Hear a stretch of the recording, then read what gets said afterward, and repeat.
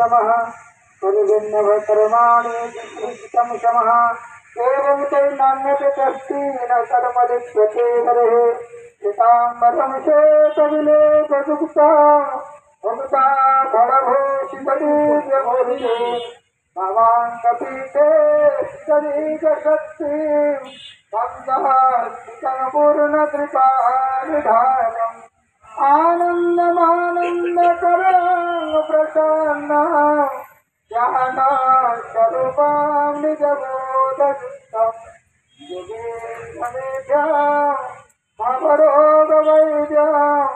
श्रीमद्गुरुं नित्यमहं भजामि। गुरु के मन शांति नारे मन अमूल्य रत्न जैसे पतित स्वयं भगवान गुरु रूपे अधिष्ठान जीवेर बंधन मोचन कर ऐरे जीवेर मंगल विधान कर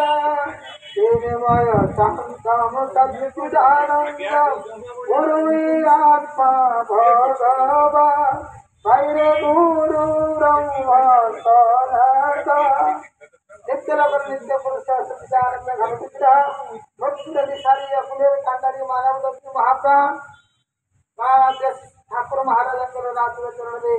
बरनंद कोटि प्रणाम। अत्यर संघेर सभापति महोदय संघ सभापति महोदय संपादक महोदय उपसभापति महोदय पूजनीय आमर गिरी भाई अच्छा संघर समस्त गुरु भाई एवं संघर नित्य परिचालक